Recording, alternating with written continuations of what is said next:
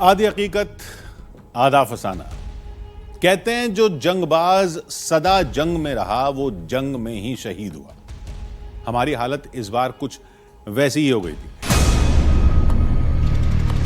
वो टापू ऊपर है लेकिन बाजू में उसके पानी है, इसके लिए कोई उधर जाता नहीं है। इतना बड़ा मगरमच्छ है, पूरा का पूरा आदमी पूरा का पूरा बोट तोड़ देता।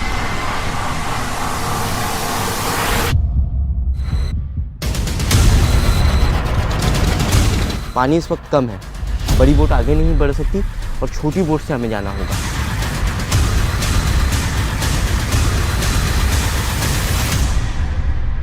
रहस्य की इतनी बड़ी कीमत चुकानी पड़ेगी, ये पता होता तो शायद हमारी टीम वहां नहीं जाती, लेकिन जब तक सोच समझ पाते तब तक हादसा हो चुका था।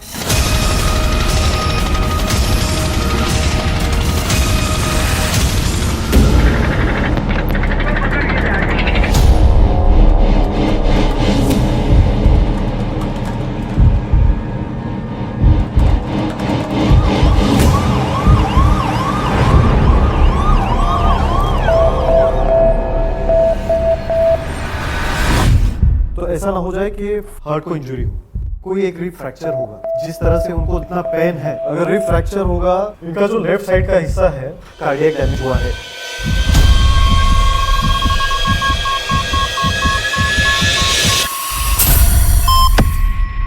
अब आप पूछेंगे कि उस टापू में ऐसा क्या था जिसे देखने के लिए हम सैकड़ों मगरमच्छों से टकरा गए। मगरमच्छ के हमले के बाद हमारी टीम के उस सदस्य का अंजाम क्या हुआ, क्या हम टापू तक पहुंच पाए या नहीं, और पहुंचे तो हमें वहां क्या मिला। लेकिन अगर गलती से भी ये हिंसक पशु हमारे पास आ गए तो हमारी जान की खैर नहीं। अलग अलग तरीके का आवाज है, एकदम अलग से आवाज है।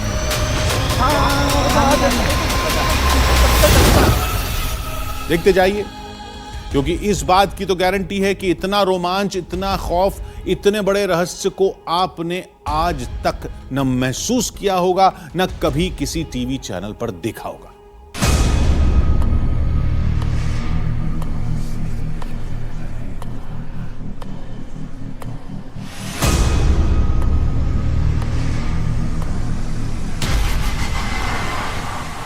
समुद्र में छुपा एक रहस्यमयी टापू।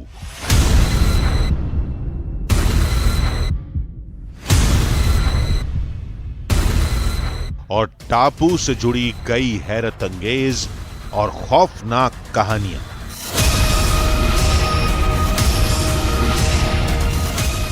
इन्हीं कहानियों का रहस्य सुलझाने की कोशिश हमें मौत के करीब ले गई।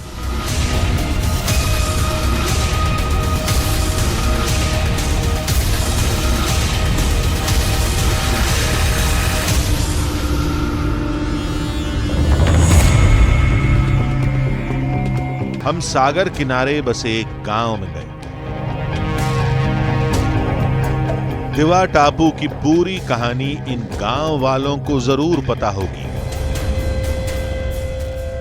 दादा, हम लोग दिल्ली से आए हैं। एक शो चलता है न्यूज़ 18 इंडिया चैनल पर, आधी हकीकत आधा फसाना। अच्छा, वो देखते हैं हम लोग। हाँ। अच्छा, वो देखते हैं आप? हाँ। रहस्यमयी जगहों को जो ढूंढते हैं हम। जी जी जी।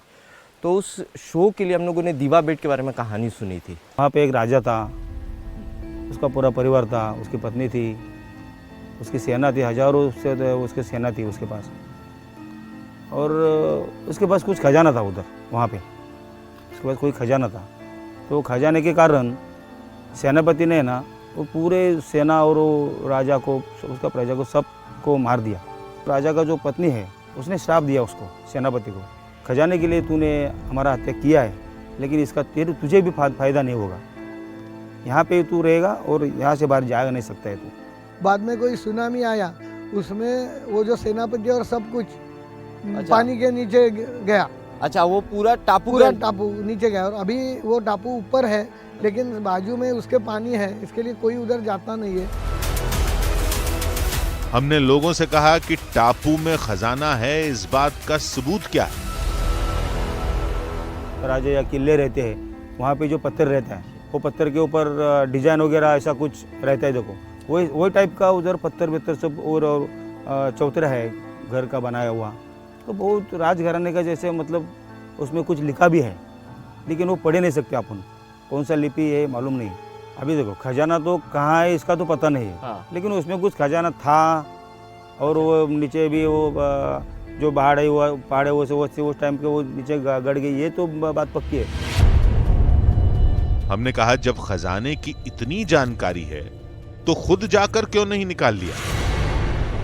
एक बार गए थे 10-12 आदमी, उस टाइम पे क्या हुआ, वो लो टाइड था और अच्छा, समुद्र में हाई टाइड लो टाइड जो हाँ होता वो है लो टाइड था खाड़ी में। हाँ, ऐसा मेरे एक गर्दन के ऊपर इधर पानी था और उस टाइम पे उधर नीचे पानी में मगर थी। मगर के ऊपर है ना पाव दिखाई नहीं दिया मेरे को। हाँ। मेरे को खुद को उसके ऊपर से मैं उल्टा हो गया। उसका ऊपर जो कवच होता है हाँ। वो लोखंड के जैसा कड़क होता है एकदम। अच्छा, मजबूत एकदम होता है। नुकीला होता है हाँ, वो। धार वाला रहता है वो। हाँ। तो उसके ऊपर से मैं उल्टा हो गया, गिर गया मैं। अच्छा उसको चारों तरफ वो मगर होती है, ऐसा कि उसका कोई अच्छा। ठिकाना नहीं बोल सकते। अच्छा, चारों तरफ मगरमच्छ है। होती है। आदमी मर गए सेनापति के साथ। हाँ। वो उधर उनके आत्मा है। हाँ। आत्माएं जो वो उधर रहते हैं, और वो जो कोई दिन में जाता है वो कोई आता है, जो रात में जाता है वो कोई आता नहीं है।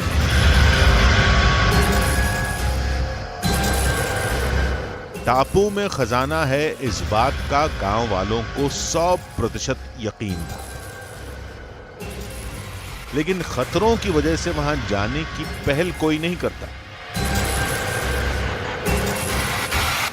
हमने कहा हम आगे चलेंगे, आप बस हमें रास्ता दिखाइएगा।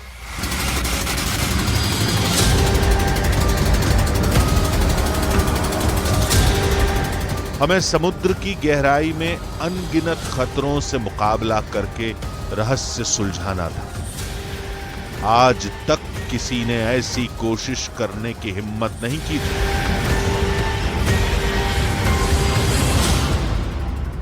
वो जो भौरा रहता है ना, भौरा बोलेगा तो जिधर पानी ज़्यादा लगता है। अच्छा। और उधर से थोड़ा उल्टा पानी मारता है, उधर ऐसा भौरा घूमता है। अच्छा। तो उसमें बोट जाएगा तो उसमें फंस जाते हैं, बोट डूब जाते हैं। फंस जाता है, इसलिए उस साइड छोटा बोट नहीं जाता। छोटा बोट नहीं जाता है। अच्छा, बड़े ही बोट जाता है। बड़े बोट जाते हैं। और ये खाड़ी का नाम है जगबुड़ी खाड़ी। अच्छा, जगबुड़ी खाड़ी। जगबुड़ी खाड़ी बोलेगा तो उसमें पानी भी बहुत करंट से लगता है, इसलिए ऊपर।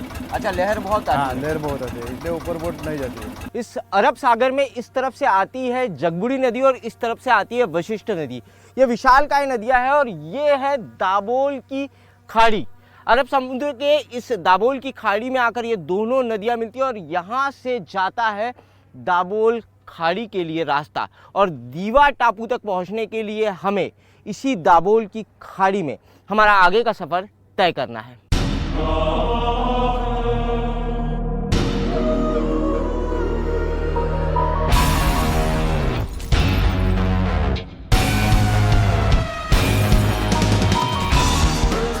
रास्ते में हमें कुदरत की खूबसूरती का एक नायाब नगीना दिखा। पानी के बीच बसा एक जंगल, वाकई अद्भुत। हमें जमीन पर ये नजारे कहां देखने को मिलते हैं।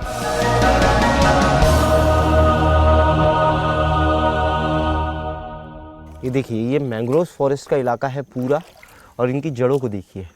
ये विशेष तरीके के पेड़ होते हैं जिन्हों प्रकृति ने बनाया है। इनकी जड़ें मिट्टी को पकड़ कर रखती है और इनकी पूरी जड़ें जो है वो दिखाई दे रही है, लेकिन यही जड़ें मिट्टी को पकड़ के रखती है और समुद्र के बीच टापुओं का निर्माण करते हैं इसी तरीके के मैंग्रोव फॉरेस्ट।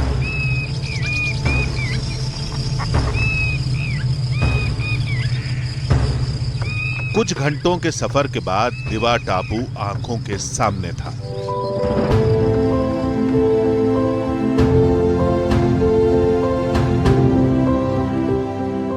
लेकिन रास्ते में हमें कोई मगरमच्छ नहीं दिखा था। शायद 1-2 हमलों के बाद लोगों ने कहानियां बुनी होंगी। रहस्यमय दीवा टापू की जादुई कहानियों से चंद कदमों की दूरी पर हम हैं। ये रास्ता हमें दीवा टापू की जादुई कहानियों तक ले जाएगा और यहाँ ऐसे नीचे उतरने पर हम सीधा जो है। ऐसा मत करो यार। अरे बाबा, इधर पानी है बहुत, 10 फुट नीचे पानी है, वो दलदल है पूरी, और यहाँ से जा नहीं सकते। इधर मगरमच्छ भी है और इतना अबर ये अभी जो है ना, अभी जा सकते नहीं तो जा सकते। और बाद में जब लो टाइड के टाइम में जब पानी नीचे जाएगा ना, उसके बाद भी इधर मगरमच्छ बहुत होती है, वो जाने नहीं देते अंदर। गांव वालों का कहना था कि हाई टाइड में पानी के साथ मछलियां किनारों तक आ जाती हैं। तब मगरमच्छ पानी के अंदर तैरते हुए उनका शिकार करते हैं। अगर हम पानी में उतरते तो कोई मगरमच्छ हमें पानी में खींच लेता। हमने टापू के आसपास बोट घुमानी शुरू की।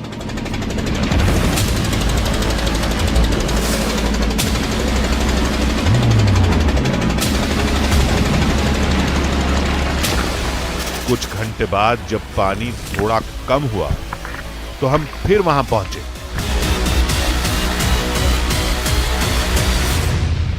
एक कोशिश करता हूं मैं, एक कोशिश रुकिए, एक कोशिश, इधर गहरा पानी रहता है, मगरमच्छ रहता है, मगर रहता है, कीचड़ है, एक कोशिश मैं पूरा सकते हैं, फंस जाएंगे। एक कोशिश करते हैं, नहीं, आराम से एक कोशिश करता हूं मैं, एक कोशिश करता हूँ उतरने की।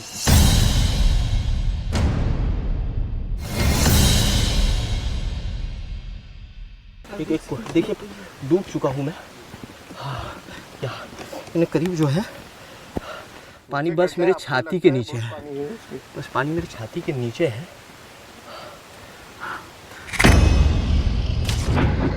पानी में कुछ नहीं था। गांव वाले जरूरत से ज्यादा डर रहे थे। शायद इसीलिए वो कभी टापू तक नहीं पहुंच पाए।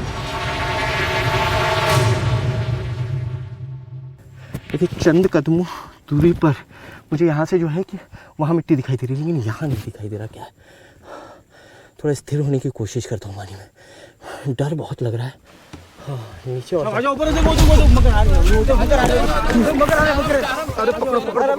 मैंने बोला आपको यार मत जाओ, ये ऐसा होता है इधर। वो आपको बोल रहे थे इधर मत जाओ, उधर साइड में बैठे रहते हैं, मगर आप सुने नहीं। कहाँ गए इधर से गए, इधर कहते हैं अंदर देखो, दिखा नहीं। झाड़ियाँ हिल रही थी क्या?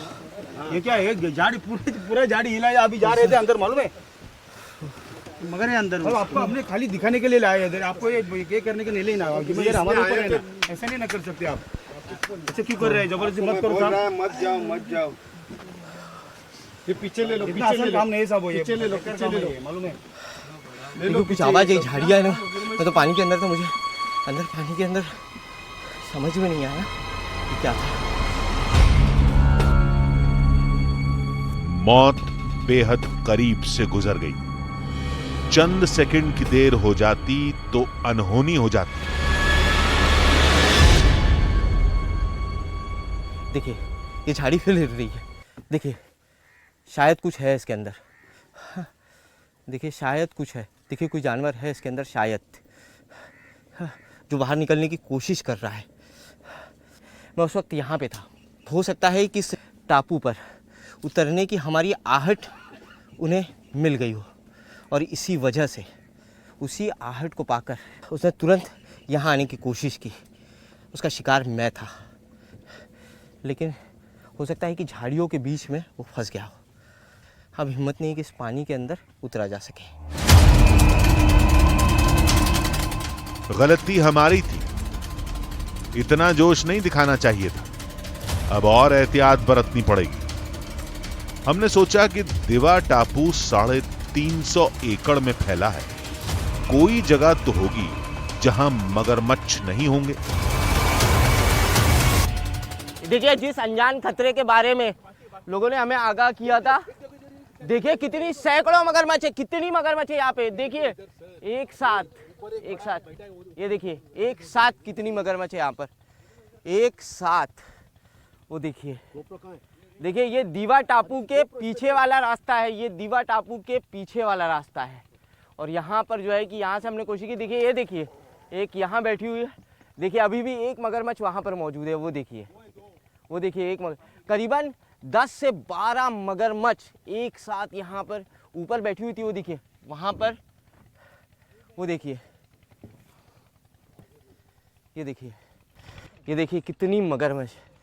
ये देखिए कि अगर हम छोटी बोट से यहाँ आते तो हमारी बोट को जो है ना, ये विशालकाय मगरमच्छ हमारी पूरी की पूरी बोट को पलट देती। देखिए पानी के अंदर जो है, देखिए वो वहाँ पर जो है लोगों ने कहा था कि मगरमच्छ जो है वो रक्षा करती है इस पूरे दीवा टापू का। आप वहाँ पे जा नहीं सकते, आप वहाँ पर जा नहीं सकते, आप वहाँ पर जा नहीं सकते। मगरमच्छ रक्षा करती है। और देखिए वो नज़ारा हमारी आंखों के सामने है, वो नज़ारा हमारी आंखों के सामने है। देखिए वो मगरमच्छ अभी भी वहाँ बैठी हुई है, देखिए बिल्कुल मेरी आंखों के सामने। अगर कोई इंसान जो है वहाँ जाने की कोशिश अगर करे तो सीधी वो हमला कर देगी। देखिए हाँ, हमने कई बार किनारे बदले, यहाँ पानी के नीचे देखिए मगरमच्छों की आंखें जो है वो साफ देखी जा सकती है।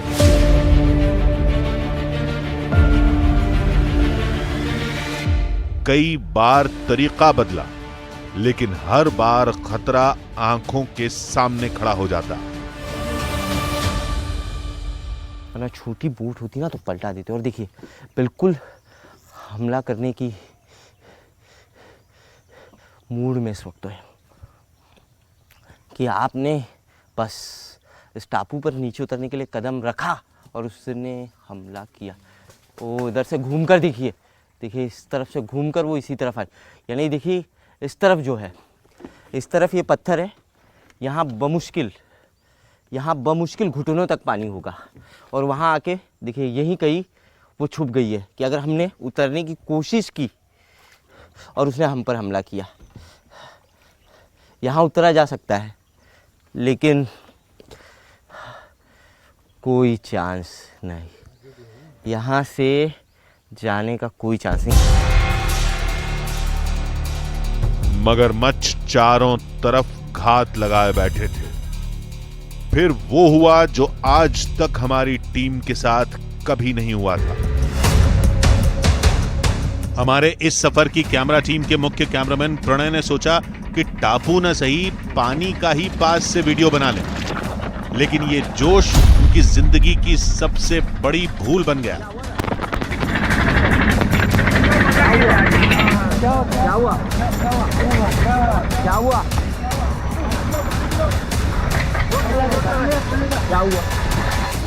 नहीं दबाइए, इनको सुलाइए, नीचे नीचे नीचे नीचे रखिए, नीचे रखिए, नीचे रखिए। फिर क्या हुआ? हाँ क्या हुआ? यहाँ नहीं नहीं नहीं, एक मिनट, एक मिनट,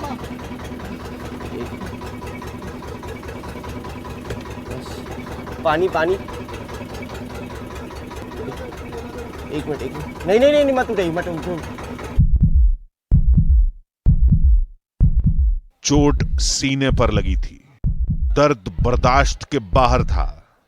कहीं दिल को नुकसान तो नहीं पहुंचा? ये ख्याल हमारा खौफ बन गया। बस 5 मिनट और हॉस्पिटल हम लोग पहुंचने ही वाले हैं।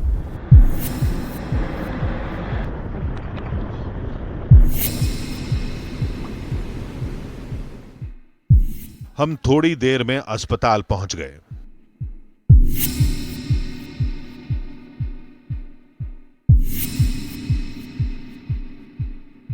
इस हिस्से में, जिस हिस्से में ये बोल रहे हैं कि मुझे दर्द है, तो ये हिस्सा बहुत क्रूशियल है क्योंकि इसके नीचे ही हर्ट है। तो ऐसा ना हो जाए कि फसली का कोई फ्रैक्चर होके हर्ट को इंजरी हो।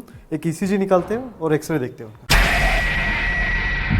डॉक्टर की बात ने दिल की धड़कनें बढ़ा दी। एक एक पल भारी होता गया। एक बार हमारे साथी की जान बच जाए, कुछ ना हो, हम बस यही मना रहे थे। डॉक्टर ने इलाज शुरू किया।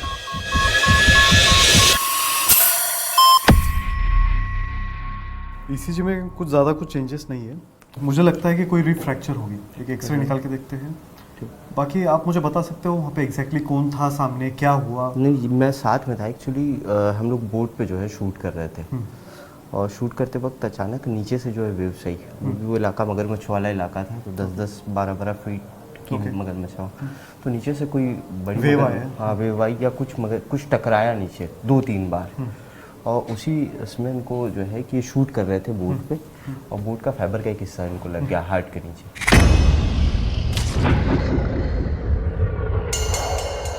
थोड़ी देर में एक्सरे की रिपोर्ट भी आ गई। इनका जो लेफ्ट साइड का हिस्सा है ये 7th रिब है, इसमें एक हेयरलाइन फ्रैक्चर है। लकीली रिब उसी की जगह पे फिक्स्ड है, इसलिए उनको कोई कार्डियक डैमेज नहीं है। हमने राहत की सांस ली। हड्डी टूटी लेकिन जान बच गई। अब कुछ दिन आराम करेंगे, उसके बाद सोचेंगे कि क्या करना है।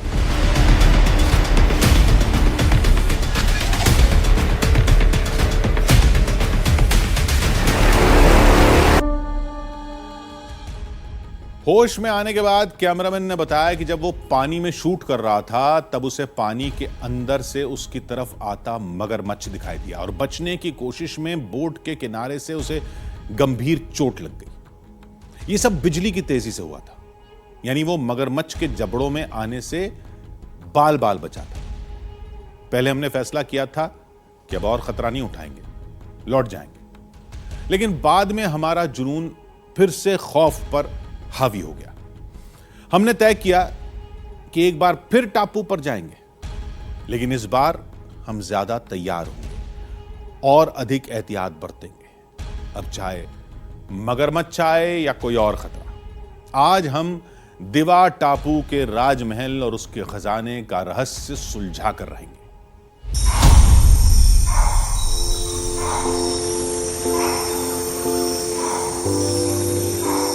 नई सुबह, नई कोशिश।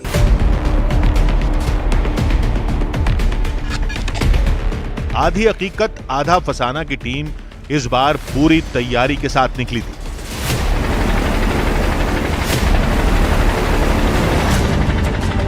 लेकिन आज भी किस्मत हमारे साथ नहीं थी।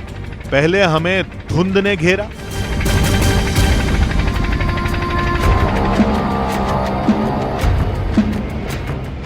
धुंध खत्म हुई तो हमारी बोट खराब हो गई। इसका थोड़ा प्रॉब्लम निकला है, अब थोड़ा रुकना पड़ेगा। कितना टाइम जाएगा कुछ पता नहीं चलेगा। अभी थोड़ा काम करके देखता हूँ। उसका मशीन का दिक्कत हो गया है। हाँ, मशीन का दिक्कत हो गया है। देखिए समुद्र के बीच में हमारी बोट जो है वो रुक गई है, मोटर में कुछ दिक्कत आ गई है। एक छोटी बोट है हमारे साथ में। अब इस बोट से ही हमें आगे का सफ़र तय करना होगा, क्योंकि पता नहीं मोटर कितनी देर में ठीक होगी और कितना समय लगेगा।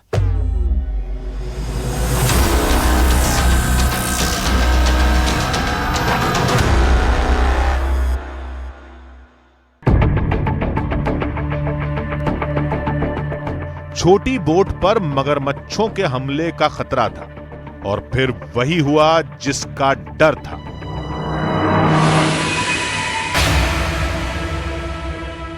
जिन मगरमच्छों के खतरे से हमें आगाह किया था, वो देखिए वो सामने मगरमच्छ है। हम लोग दीवा टापू की तरफ बढ़ रहे थे और देखिए वो सामने विशाल काय मगरमच्छ, वो देखिए विशाल काय मगरमच्छ। देखिए वो मगरमच्छ इतनी बड़ी है कि इस बोट को आसानी से अगर एक झटका मारे ना तो पूरी की पूरी बोट समुद्र में गोते खाने लगेगी, पलट जाएगी। खारे पानी के मगरमच्छ ज्यादा खूंखार और आक्रामक होते हैं। समुद्री मगरमच्छों के छोटी बोट पर हमला करने के ढेरों मामले दुनिया भर में देखे गए हैं।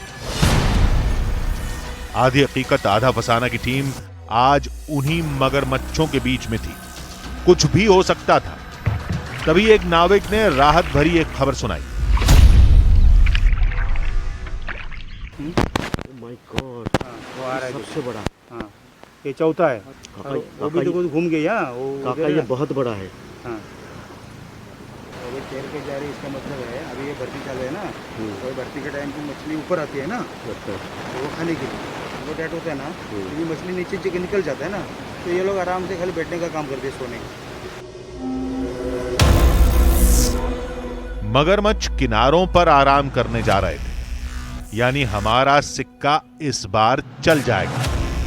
लेकिन एक बार चेक कर लेते हैं एक एक करके कई मगरमच्छ हमें तट की तरफ जाते दिखे।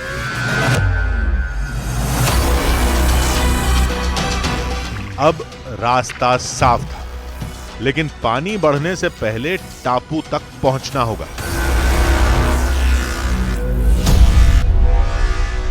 कितना समय लगेगा यहाँ से और हो गया अभी 4 घंटे तक जाएगा, 4 साढ़े 4 घंटे। 4 साढ़े 4 घंटे इसी बोट से चलना पड़ेगा। हाँ है छोटा बोट।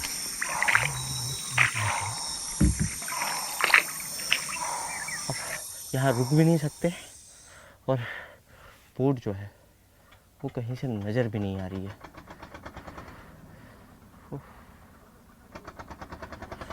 देखिए आवाज आ रहा है बोट का आवाज आ रहा है। वो देखिए वो हे! हे! बोट बहुत दूर है अभी, बहुत दूर है। पहुंच जाएंगे, लेकिन शायद से हमारी ही बोट है ये। कुछ घंटों के सफर के बाद हम फिर टापू के सामने थे।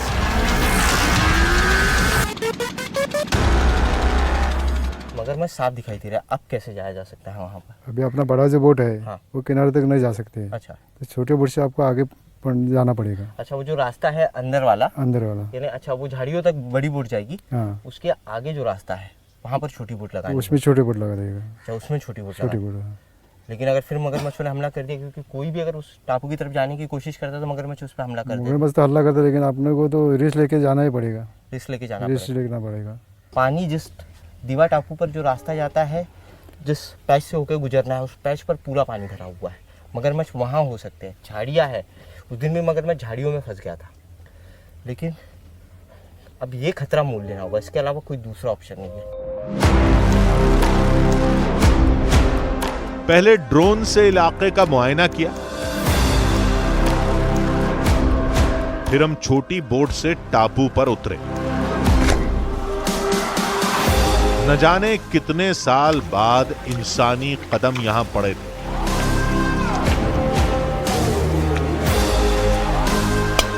किसी अशुभ घटना से बचने के लिए पहले गांव वालों ने पूजा की। उसके बाद टापू पर चढ़ना शुरू किया। दूर दूर तक पेड़ों और जंगली झाड़ियों के सिवा कुछ नहीं था। क्या हमने यहां आकर गलती कर दी? हम ये सोच ही रहे थे कि तभी कुछ दिखाई दिया। ओह माय गॉड, ये देखिए, ये है रहस्यमय दीवा टापू का राज। कहते हैं इस टापू पर एक राजा, उसका पूरा राजमहल और उसकी पूरी सेना रहा करती थी। ये जल का जो स्रोत आप देख रहे हैं, कोई प्राकृतिक स्रोत नहीं है, ये मैन मेड स्रोत है। ये पानी का स्रोत बनाया गया है, कहते हैं सदियों पुराना है, सैकड़ों हजारों वर्षों पुराना है। इसका कोई ठिकाना नहीं है। ये पहला सबूत दीवा टापू पर पहुंचते ही हमें मिला है। काफ़ी पुराने समय में इस तरीके के कुएं बनाए जाते थे। अब ये कुएं एक छोटी सी आबादी के लिए नहीं बनाए जा सकते, सैकड़ों लोगों के लिए, हजारों लोगों के लिए पानी के इस स्रोत से पानी की आपूर्ति हो सकती है। टापू में किसी राजवंश के होने का ये पहला सबूत था। बावड़ियों में पानी भरा था, इसलिए इनकी गहराई का अंदाजा लगाना मुमकिन नहीं था। अगर हमने नीचे उतरने की कोशिश की और पैर फिसल गया तो हादसा तय है। ये यहाँ से अभी फिसलन है, काई जो है वो यहाँ पर जमी हुई है। मैं कोशिश करता हूँ उतरने की यहाँ से एक बार। ये देखिए,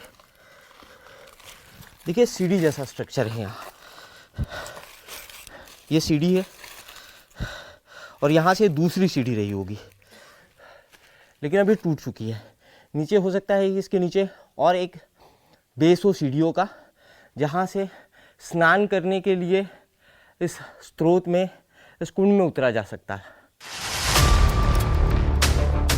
कहते हैं सदियों पहले यहां किसी राजा का राज था, सैकड़ों लोग रहते थे। अगर ऐसा है तो राजा का महल और लोगों के घर भी होंगे। हमने सुरागों की तलाश में टापू के ऊपर चढ़ाई शुरू की।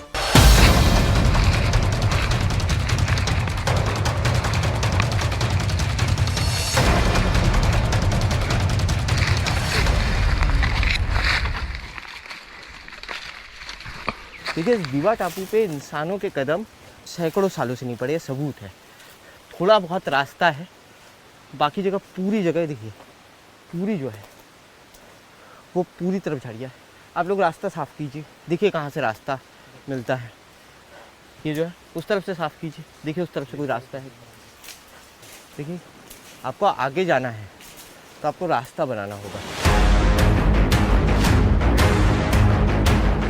यहां तो चारों तरफ सिर्फ जंगली झाड़ियां थी। यहां कभी महल रहा भी होगा तो वो मिट्टी में काफी नीचे दफन हो गया होगा। कहां जाएं ये सोच ही रहे थे कि तभी हमारा एक साथी चीख पड़ा।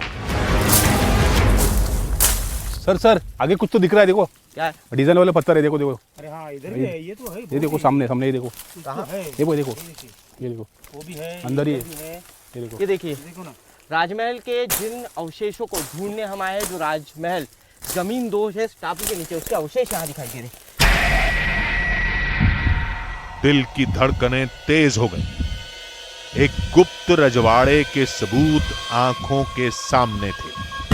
वो गुमशुदा राजवंश जिसका नामो निशान भी इतिहास में नहीं मिलता।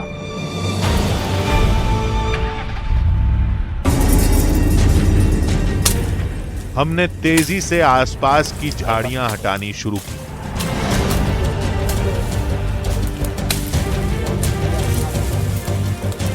यह है जादुई दीवा टापू का रहस्य। इस एरिया में यहाँ पर इस तरीके से घनी झाड़ियाँ थी, इतनी झाड़ियाँ थी कि उसके अंदर कोई इंसान बिल्कुल नहीं जा सकता। पूरी झाड़ियाँ इस इलाके में यहाँ पर थी, और उन झाड़ियों को जब हमने साफ किया तो हमारे आंखों के सामने आया ये रहस्य, जिस रहस्य के बारे में लोग बात कर रहे थे। यहाँ पे पूरा एक स्ट्रक्चर है राजमहल का, जो पूरी तरीके से ज़मीन दोज हो चुका है, जो ज़मीन के अंदर समा चुका है। इस स्ट्रक्चर को देखिए, ये स्ट्रक्चर मेन गेट का स्ट्रक्चर दिखाई दे रहा है। जैसे ही आप किसी दरवाजे के अंदर घुसते हैं तो उस दरवाजे के ऊपर इस तरीके का स्ट्रक्चर बनाया जाता है। ये काला पत्थर छत्रपति शिवाजी महाराज के समय इस तरीके के काले पत्थर का उपयोग किया जाता था रजवाड़ों को बनाने के लिए, राजमहल को बनाने के लिए। उससे भी पहले का स्ट्रक्चर दिखाई दे रहा है। थोड़ी दूरी पर उस प्राचीन इमारत के कुछ और सबूत दिखाई दिए। ये चबूतरा हमें दिखाई देता है, 3 लेयर में काले पत्थर यहाँ पर दिखाई दे रहे हैं। आगे आइए, यहाँ आइए, ये देखिए, ये जो चबूतरे का स्ट्रक्चर बना हुआ है, ये चबूतरा सीधा जाता है समुद्र की खाड़ी की तरफ। यहाँ से देखिए, ये चबूतरे का स्ट्रक्चर है यहाँ पर, ठीक उसी तरीके का 3 लेयर में चबूतरा है, 1 2 3, और उसके नीचे भी कोई स्ट्रक्चर दिखाई दे रहा है। उसके नीचे भी बहुत बड़ा स्ट्रक्चर है, लेकिन पूरी तरीके से ज़मीन दोष हो चुका है। ये सी फेसिंग, ये देखिए पूरा इलाका सी फेसिंग है। ये दाभोल की खाड़ी है, ये सीधे जो जाता है यहाँ पर, ये दाभोल की खाड़ी है। और दाभोल की खाड़ी पर नज़र रखने के लिए यहाँ पर ये चबूतरा बनाया गया होगा। आधी हकीकत आधा फसाना की टीम चंद सुरागों पर भरोसा नहीं करती। अभी और सबूत जुटाएंगे, उसके बाद फैसला करेंगे। हम आगे बढ़े और फिर जो दिखा उसने हमारे होश उड़ा दिए। इस चबूतरे के बगल में यहाँ सामने एक स्ट्रक्चर और दिखाई दे रहा है।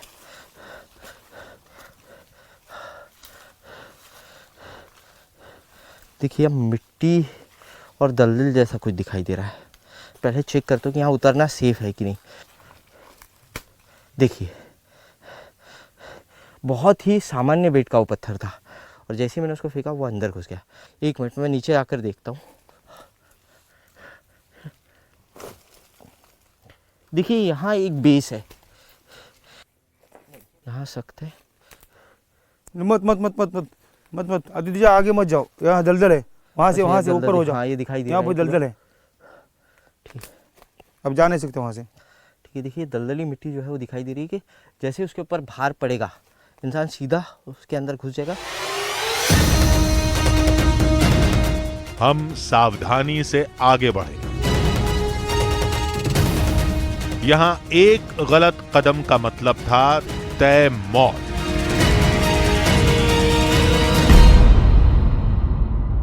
देखिए ये जो चेंबर की छत है, यहाँ पर बीम्स दिखाई दे रहे हैं, एक विशाल का एक खंबा दिखाई दे रहा है, उधर की जगह साफ दिखाई दे रही है। आखिर में जो है चेंबर के आखिर में जो दीवार होती है ना, दीवार का हिस्सा भी दिखाई दे रहा है। एक चेंबर है यहाँ पर और पूरा चेंबर वो बाहर तक निकला हुआ है। जो सामने बैठने के लिए हिस्सा होता है, मे बी ये कोई किसी का रूम रहा होगा, किसी का यहाँ पर निवास स्थल रहा होगा, एक रजवाड़ा रहा होगा जहाँ पर कोई मुख्य आदमी रहा करता होगा।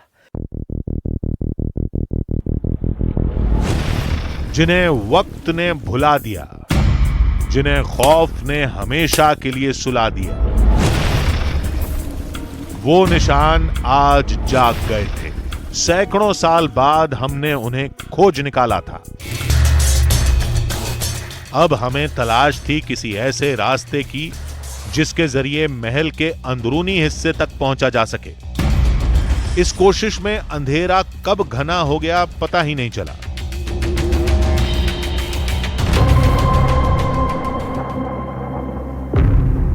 अब तो लौटना ही पड़ेगा। निकला जाए यहां से। लेकिन हम जब तक नाव तक पहुंचते तब तक बहुत देर हो चुकी थी। हमारी जो बोट है वो काफ़ी दूर चली जाएगी। यहाँ से 50-100 फीट के करीब जो है वो डिस्टेंस होगा। जब लो टाइड हुई होगी, पानी के बहाव के साथ हमारी बोट जो है, पानी का बहाव कम होते गया और बोट भी जिस तरफ पानी जाते रहा उस तरफ सरकती गई। यहाँ बोट का आ पाना संभव नहीं है। अब जब सूरज उगेगा तभी हाई टाइड आएगी, तभी उसके पहले नहीं जा सकता। ऊपर जाने के अलावा दूसरा कोई चारा नहीं। चलिए ऊपर नहीं जा सकते। अभी इतना सामान फिर वापस अरे चढ़ाना पड़ेगा ऊपर, फिर वापस चढ़ाना। अब रात भर रुकने के अलावा कोई चारा नहीं था। लेकिन आधी हकीकत आधा फसाना की टीम इस मौके का पूरा फायदा उठाएगी। आज रात हम उन भूतों को टक्कर देंगे जिन्हें अंधविश्वास और अफवाहों ने जिंदा किया है।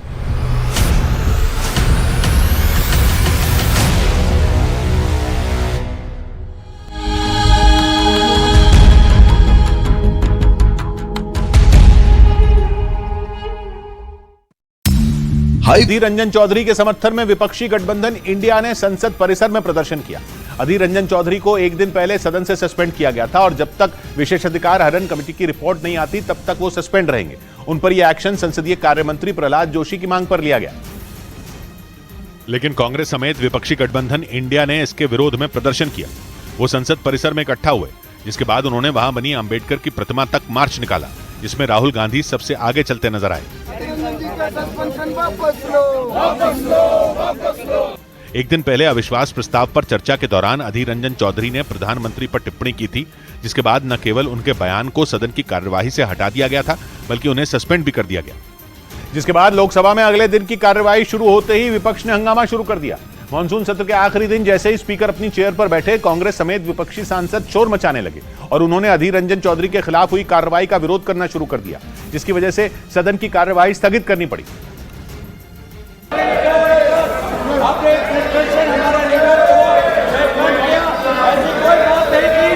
नारायण भाई कचाड़े। यही नहीं, कांग्रेस ने यह मुद्दा राज्यसभा में भी उठाया, जिस पर वहां भी खूब हंगामा हुआ। वहां यह मुद्दा विपक्ष के नेता मल्लिकार्जुन खड़गे ने उठाया। यही नहीं, उन्होंने पिछली कुछ घटनाओं का जिक्र करते हुए सभापति से हाथ जोड़कर उनका माइक न बंद करने की गुजारिश की और फिर उन्होंने राज्यसभा में विपक्षी सांसदों के सस्पेंड होने और फिर अधीर रंजन चौधरी पर हुई कार्रवाई का जिक्र कर डाला, जिस पर बीजेपी ने आपत्ति जताई और वहां भी अधीर रंजन के सस्पेंड होने के मामले पर शोरगुल होने लगा। जल्दी माइक बंद मत करो साहब, मेरा एक विनती है। क्योंकि आज लास्ट डे है और जितने लोगों को इस सदन से सस्पेंड किया गया और वहां पर अधीर रंजन चौधरी जो अपोजिशन लीडर है उनको भी सस्पेंड किया गया। ये ऐसा अरे संविधान में दोनों हाउस है। इधर कांग्रेस नेता अधीर रंजन चौधरी के लोकसभा से निलंबित किए जाने पर कोलकाता में भी कांग्रेस कार्यकर्ताओं ने जोरदार प्रदर्शन किया। इस दौरान हजारों की संख्या में सड़क पर उतरे कांग्रेस कार्यकर्ताओं ने हाथ में बैनर पोस्टर लेकर हंगामा किया और केंद्र सरकार के खिलाफ जमकर नारेबाजी की, जिन्हें रोकने के लिए भारी पुलिस बल को तैनात किया गया। इस दौरान प्रदर्शन कर रहे कांग्रेस कार्यकर्ताओं और पुलिस के बीच झड़प भी देखने को मिली, जिसके बाद उग्र प्रदर्शन कर रहे कांग्रेस कार्यकर्ताओं को पुलिस ने बैरिकेड लगाकर रोकने की कोशिश की। प्रोटेस्ट तो करेंगे। अधीर चौधरी जो पीएससी चेयरमैन है, उसको एक चक्रांतों के माफिक सस्पेंड किया गया। लेकिन हंगामा बढ़ता देख पुलिस ने जमीन पर लेटकर प्रदर्शन कर रहे कांग्रेस कार्यकर्ताओं को हिरासत में ले लिया। कांग्रेस नेता अधीर रंजन चौधरी को लोकसभा से निलंबित किए जाने के बाद से ही कांग्रेस देश भर में जगह जगह प्रदर्शन कर रही है। इस बीच राहुल गांधी ने एक दिन पहले सदन में प्रधानमंत्री के भाषण का जिक्र करते हुए उन पर निशाना साधा। उन्होंने बाकायदा एक प्रेस कॉन्फ्रेंस कर तंज कसा कि प्रधानमंत्री ने मणिपुर जैसे संगीन मुद्दे का सदन में मजाक बनाया। राहुल गांधी ने अविश्वास प्रस्ताव के दौरान दिए प्रधानमंत्री के भाषण पर निशाना साधते हुए यह आरोप लगाया कि प्रधानमंत्री ने मणिपुर में हुई हिंसा को गंभीरता से लेने के बजाय उस पर सदन में चुटकुले सुनाए। 2 घंटे 13 मिनट भाषण किया, उसमें अंत में 2 मिनट उन्होंने मणिपुर की बात की। प्रधानमंत्री हंस हंस के बोल रहे थे, मुस्कुरा रहे थे, जोक्स क्रैक कर रहे थे, हंस रहे थे। ये उनको शोभा नहीं देता है। और राहुल गांधी के इन आरोपों का जवाब देने में बीजेपी ने भी बिल्कुल देर नहीं की। बीजेपी की तरफ से अनुराग ठाकुर ने राहुल गांधी पर जोरदार हमला बोला। जैसे राहुल गांधी ने एक दिन पहले सदन में दिए प्रधानमंत्री के भाषण का जिक्र किया, उसी तरह अनुराग ठाकुर ने भी अविश्वास प्रस्ताव के दौरान दिए राहुल गांधी के भाषण को आधार बनाते हुए उन पर हल्ला बोल दिया। बीजेपी ने आरोप लगाया कि राहुल गांधी ने अपने राजनीतिक फायदे के लिए मणिपुर में हुई हिंसा के मुद्दे का इस्तेमाल किया। शर्म आनी चाहिए राहुल गांधी जी आपको कि आप 13 बार लॉन्च होने के बाद भी फेल हो गए और फेलियर के बाद दूसरा फेलियर, और अब इस स्थिति में आप आकर खड़े हो गए कि भारत माता की हत्या की बात करते हो, महिलाओं के साथ हो रहे अत्याचार पर राजनीति करते हो। बड़ी खबर आई उत्तर प्रदेश विधानसभा में मॉनसून सत्र से जुड़ी हुई, जहां सत्र के आखिरी दिन मुख्यमंत्री योगी आदित्यनाथ ने विपक्ष पर जोरदार हमला बोला। उन्होंने डंके की चोट पर ऐलान किया कि 2024 में यूपी में विपक्ष का खाता तक नहीं खुलेगा। वो यही नहीं रुके, उन्होंने अखिलेश यादव और शिवपाल यादव के बीच अनबन की खबरों पर भी तंज कसा और विपक्ष के हमलों का जोरदार अंदाज में जवाब दिया। और उत्तर प्रदेश विधानसभा के मॉनसून सत्र का आखिरी दिन धमाकेदार रहा। राज्य के मुख्यमंत्री ने सत्र के आखिरी दिन विपक्ष के सारे हमलों का जवाब दिया। योगी आदित्यनाथ से ठीक पहले अखिलेश यादव बोले, जिन्होंने विकास, कृषि क्षेत्र और सांडों के मुद्दे पर राज्य सरकार को घेरा, जिनका योगी आदित्यनाथ ने बारी बारी से जवाब भी दिया और अखिलेश यादव पर तंज भी कसा। उन्होंने इशारों इशारों में परिवारवाद का मुद्दा उठाते हुए अखिलेश यादव पर चुटकी ली। जो लोग जन्म से चांदी के चम्मच में खाने के आदी हैं,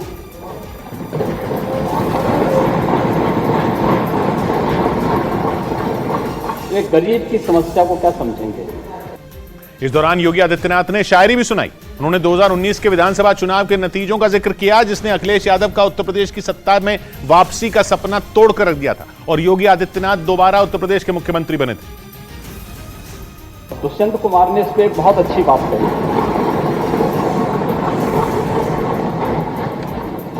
महोदय, दुष्यंत कुमार ने एक बात कही थी कि तुम्हारे पांव के नीचे कोई जमीन नहीं, कमाल यह है फिर भी तुम्हें यकीन नहीं। वहीं अपने भाषण के दौरान उत्तर प्रदेश के मुख्यमंत्री ने समाजवादी पार्टी की अंदरूनी कलह की खबरों का खुलकर जिक्र किया और अखिलेश के सामने ही शिवपाल यादव पर तंज कस दिया, क्योंकि शिवपाल यादव ने अखिलेश से नाराज होकर अलग पार्टी बना ली थी। वो अलग बात है कि बाद में वो पार्टी में वापस आ गए, लेकिन इस दौरान उनके और अखिलेश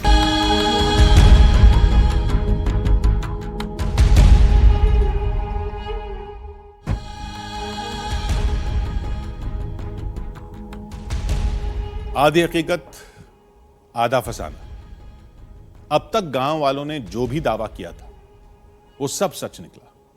हमने टापू में आने की कोशिश की तो मगरमच्छों ने हमला किया। टापू में हमें 7 बावड़ियां दिखाई दी। राजमहल का ऊपरी हिस्सा निकला हुआ मिला, जिससे यह अंदेशा होता है कि वहां मिट्टी के नीचे कोई विशाल प्राचीन इमारत दफन है, शायद किसी राजा का महल। तो क्या टापू पर खजाना दबा होने का दावा भी सच है? गांव वालों ने कहा कि तलाशेंगे तो वो भी मिल जाएगा, लेकिन अब हम किसी को नहीं मिलेंगे। उनके मुताबिक रात में टापू जिंदा हो जाता है, वहां अजीब हरकतें होती हैं। हमने कहा घबराइए मत, कुछ नहीं होगा। तो उन्होंने कहा कि अब तक जैसे उनकी सारी बातें सच निकली हैं, वैसे ये भी सच निकलेगी, आप देखिएगा। तो चलिए देखते हैं।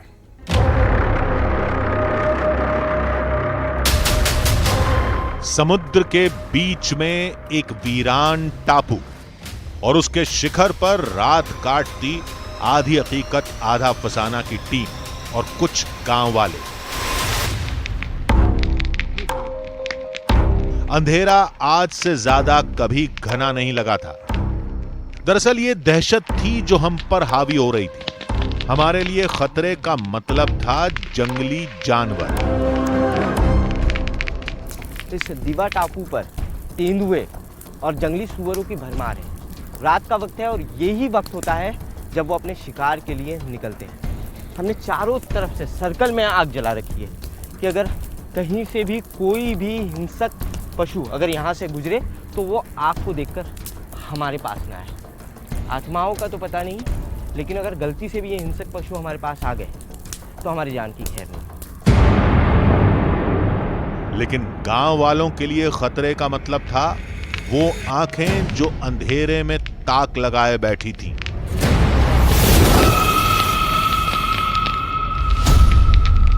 तो एक पुराना आदमी को मालूम पड़ा हुआ खजाना है। अच्छा। इसलिए वो लोग खजाना ढूंढने के लिए आया था, लेकिन वो लोग उनको ऐसे चिल्लाने का आवाज़ आया, वो राजा का आत्मा इतना भटकते दिखा, ऐसा वो लोग भाग गया। उसके बाद अभी तक इधर कोई भी आया नहीं। अच्छा। ये पहले ही बार अपन आके इधर बैठा है। अच्छा। तो बहुत डर लगता है इधर बैठने के लिए। टापू पे तो कोई आ ही नहीं सकते, उसका डेयरिंग नहीं है। अपन जो डेयरिंग किया वो 10-12 आदमी अपन ने इसलिए डेयरिंग किया आज। वो भी ये घास बीज जाला की इधर बैठे, ये तो इधर तो वैसा डेयरिंग करना भी गलती है अपना। अपन भी बोल नहीं सकते कि अपन इधर से घर पे जाएंगे जब भी, ऐसा अपन बोल नहीं सकते आपने इधर घर पे जाने तक क्या होएगा। एरिया तो खतरनाक है, बहुत पुराने साल से ये बात है कि कुछ तो है। गांव वाले बेहद डरे हुए थे और हम उन्हें बातों में लगाकर उनका डर खत्म करने की कोशिश कर रहे थे। तभी सन्नाटे को चीरती एक आवाज सुनाई दी। देखिए आवाज आ रही है ना, ये चिल्लाने का आवाज आ रहा है। देखो ऐसा लग रहा है कि कोई ढोल पीट रहा है। दादा आवाज आ रहा है? ऐसा आवाज आता है रात को इधर, इसलिए कोई आदमी आता है नहीं। हो सकता है टापू में कोई रहता हो, साधना करने वाला कोई साधु, कोई रिसर्चर या कोई और। अगर ऐसा था भी तो वो रात में ढोल क्यों बजाएगा? देखिए फिर आवाज आ रही है। देखिए आवाज को इस तरफ से कोई आवाज आ रही है। हमारी टीम यहाँ बैठी हुई है और इस तरफ से अचानक हम बातचीत ही कर रहे थे कि इस तरफ से कोई आवाज़ आई। ऐसा लग रहा था कि कोई ढोल पीट रहा हो। लेकिन हमारी टीम के जो लोग हैं वो वहाँ बैठे हुए हैं, कोई भी अपनी जगह से हिलने को तैयार नहीं है। मुझे लगता है हमें भी वहीं वापस जाना चाहिए। गांव वालों ने कहा कि सैनिकों की आत्माएं ढोल बजाकर लोगों को खजाने से दूर रखती हैं। अनजान आवाज ने गांव वालों को डरा दिया। वो एक दूसरे का हौसला बढ़ाने लगे। डरो मत भाई, डरोगा तो ताप भी बुखार बिकार आता है। डरो मत, पूरा रात निकालने का है। इधर से कुछ तो अभी आया होगा आज। टापू में ऐतिहासिक धरोहर दफन थी जिसे अंधविश्वास ने दुनिया से दूर रखा था। आधी हकीकत आधा फसाना की टीम की पड़ताल आज सारी अफवाहों को खत्म कर देगी। अलग तरीके का आवाज है, मेरी साथ में आ जाओ। एकदम अलग से आवाज है। ज्यादा आगे मत जाओ, कुछ होगा। कोई गया ना, कोई तो गया, भाग के गया, कोई तो भाग के गया उधर। पत्थर वगैरह गिरने की कुछ आवाज़ आई इस साइड से। अरे नहीं पीछे कोई जानवर है, पीछे पीछे पीछे पीछे जानवर है कोई, यहाँ जानवर चल रहा है यहाँ से। जल्दी आग के अंदर ही रहो, आग जली है, आग के अंदर ही रहो। आग के अंदर उसके बाहर मत जाओ। कोई विशालकाय जानवर है शायद से जो पत्थरों पर चल रहा है। कोई विशालकाय जानवर था और उसके चलने की वजह से पत्थर गिर रहे थे इसी साइड से, और करीब था, बहुत करीब था, बहुत करीब था। आगे मत जा रहे।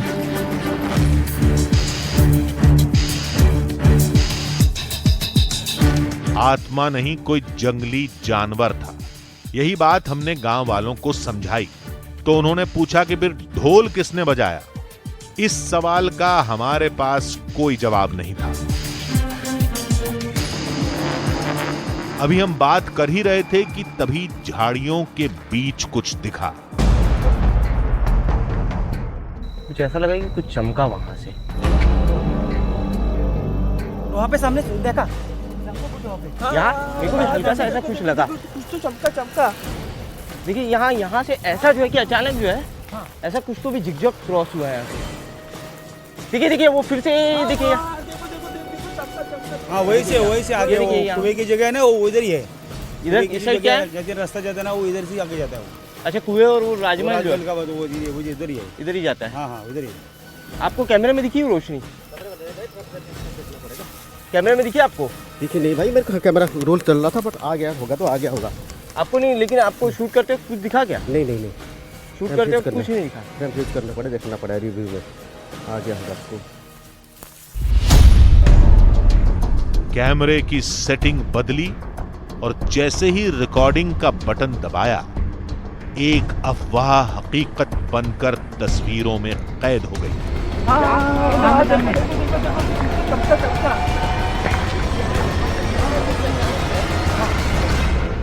दादा एक बार जो है यहाँ आप जो है कैमरा फोकस कीजिए, देखिए इस तरफ से बार बार रोशनी चमक रही है, उसको आप जो है क्लोज फ्रेम बनाइए। देखो यार, देखिए अब दिखाई दे रहा है ना? अब दिखाई दे रहा है। ये इस तरफ से आ रही है, इस तरफ जो है ना, इस तरफ है। ये दिखी थी ना? सेम यही दिखी थी ना? ये दिखी थी ना? ये देखिए।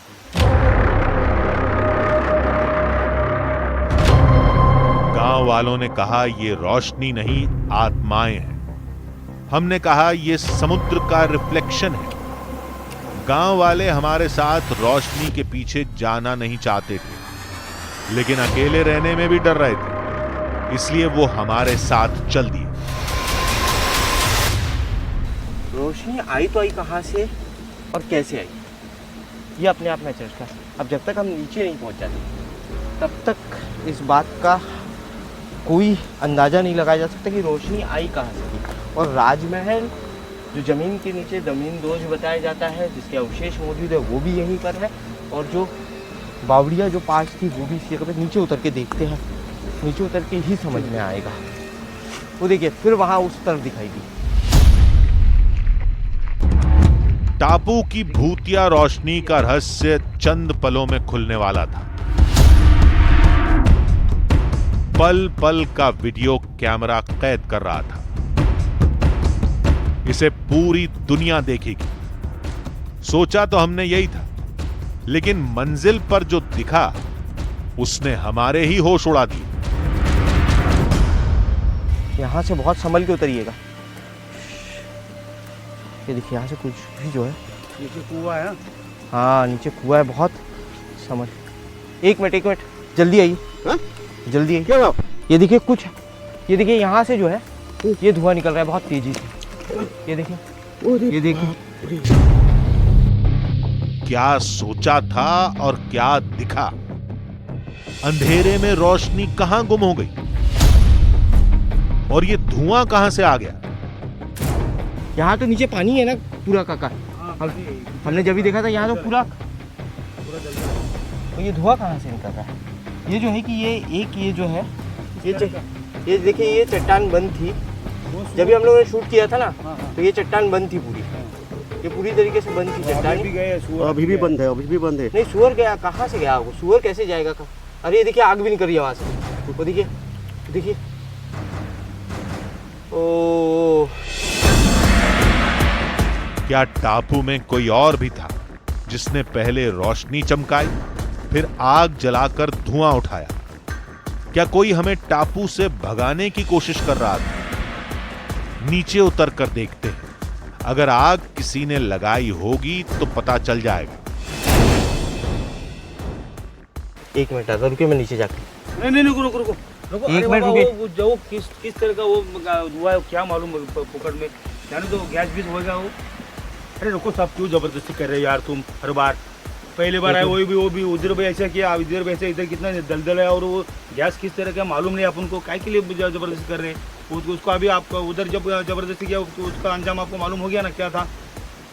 अभी इधर फिर वापिस गिरेंगे, दलदल है, कुछ गड़बड़ हो तो पकड़ में हमारे ऊपर सब आएगा। चलो आप तकलीफ मत लो, अभी वापिस चलिए।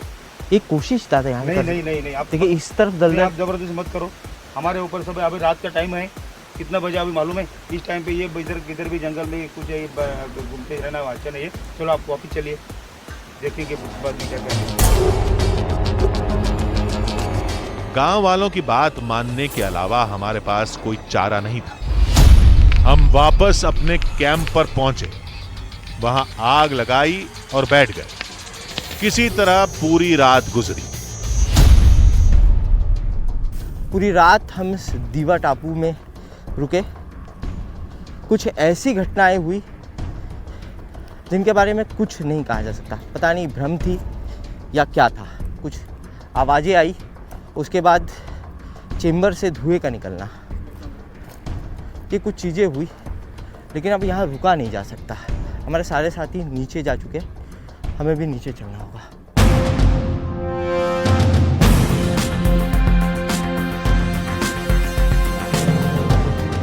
हर बात को विज्ञान, तथ्यों या ऐतिहासिक किताबों के चश्मे से नहीं देखा जा सकता। कुछ सत्य खुली आंखों, प्राचीन कहानियों और विश्वास की कसौटी पर परखे जाने चाहिए।